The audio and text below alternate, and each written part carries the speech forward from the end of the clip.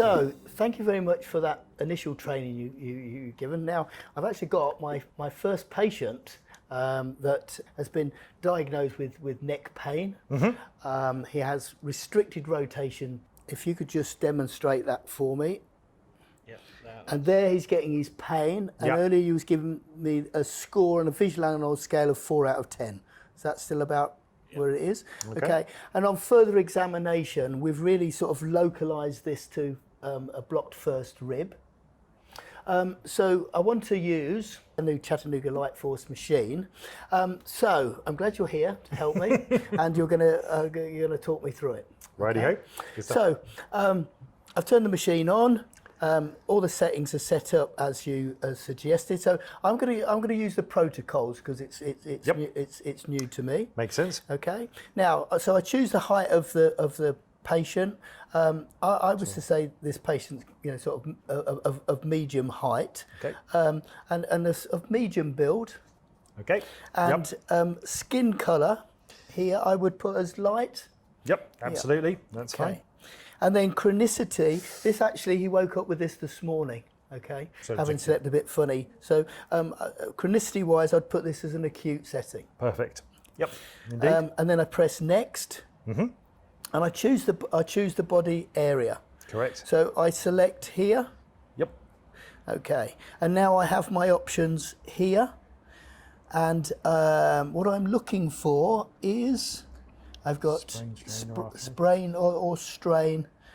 So if I went a sprain or strain, I think would be most appropriate for this.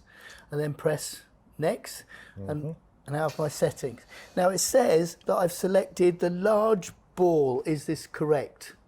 Now I really like that on contact that you said. I mean, especially with this, and having felt it myself. So, would you agree this is the best treatment head for this? It's a relatively fleshier area. There's tissue we can compress. Yep. We can blanch the skin there. So certainly we'll get more energy into the tissue using the massage ball head on the patient's neck. Yeah. Okay. Certainly. That's great. So I'm going to select yes to that. Okay, and I've got my settings.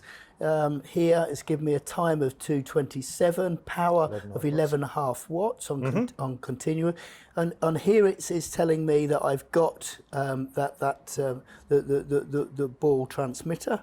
Correct. And the number of joules I've got here is 1,690. Okay. Perfect. Good.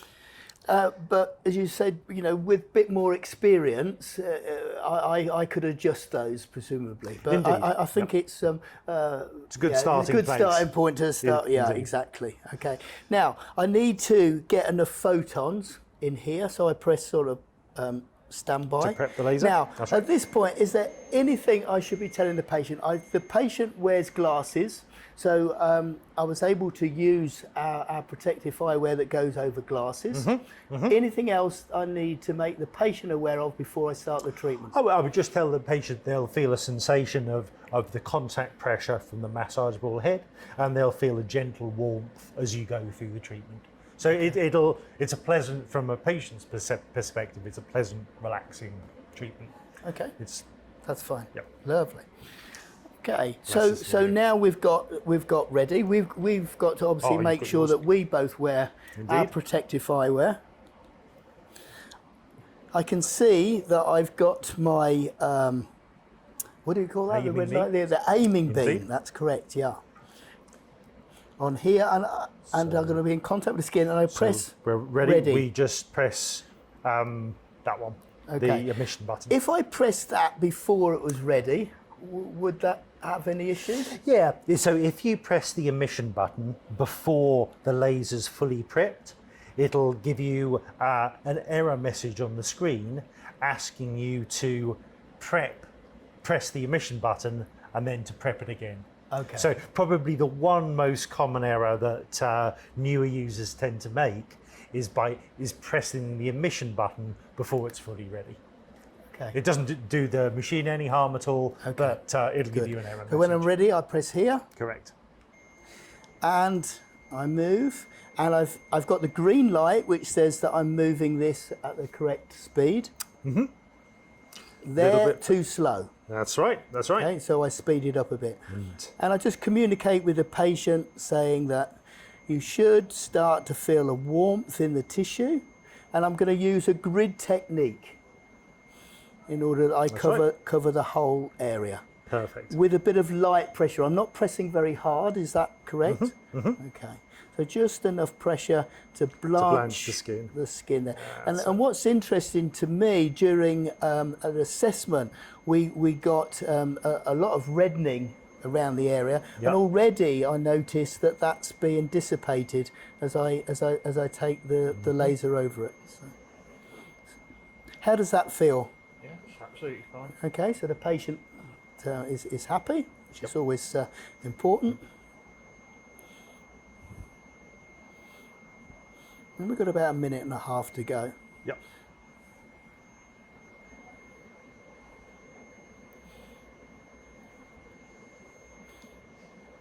If you wanted to, during the treatment, if you wanted to ask the patient probably to do some gentle movement of the neck to get a little bit of dynamism into the neck muscles, it doesn't do any harm. Okay. Yep. So what I would like you to do is just imagine that you've got a pivot running through your head here, and just gradually turn your head towards the probe and then away again. And just repeat that movement just during the last minute of the treatment. Perfect. Just at your own pace, which feels comfortable to you.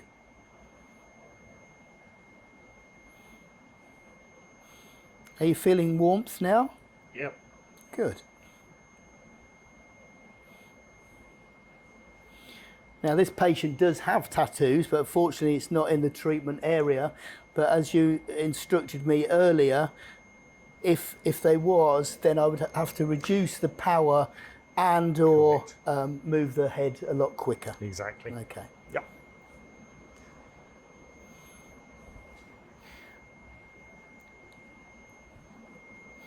Okay, and we're coming to the end of the treatment now.